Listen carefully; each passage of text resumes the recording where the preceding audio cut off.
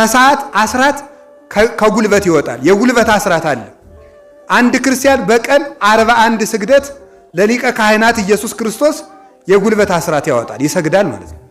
41 ስግደት ስራ ከሆነ ማንኛውም ክርስቲያን ይሰግዳል፣ የመድኃኔዓለምን ስቃዩን እያሰበ።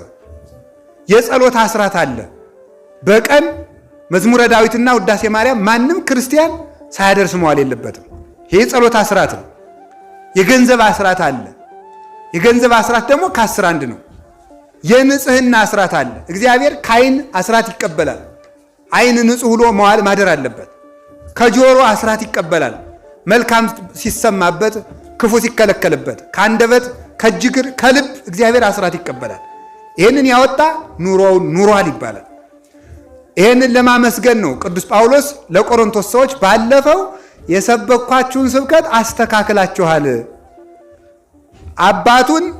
የአባቱን ሚስት የሚያገባ በነውር የሚኖር ኃጢአተኛ ነበረ። ስለዚህ እናንተም አስተካክላችኋል። ባለፈው እናንተ የምትሰሩትን ኃጢአት አሕዛብ እንኳን አይሰሩትም ብዬ ልኬባችሁ ነበረ። የአባቱን ሚስት ሁሉ ያገባ ነበር የቆሮንቶስ ሰው። ዛሬ ግን ተስተካክላችኋልና የቆሮንቶስ ሰዎች አክሊሌና ክብሬ ናችሁ ብሎ ሊያመሰግናቸው የላከላቸው ነውና የሕዝብ መምህራን የሕዝብ ክብር ናቸው፣ ምዕመናንም የመምህራን ክብር ናቸው። ሁላችንም መክበሪያ ያድርገን እግዚአብሔር። ወደ ትምህርታችን ስንወርድ እንዲህ ይላል። አህዌ ናስተበቁ ሀቤክሙ፣ ወንድሞቻችን ወደ እናንተ እንማልዳለን፣ ወደ እናንተ እንለምናችኋለን፣ እናጓድዳችኋለን፣ መልካም ትሰሩ ዘንድ እንማልድላችኋለን፣ እንጸልይላችሁ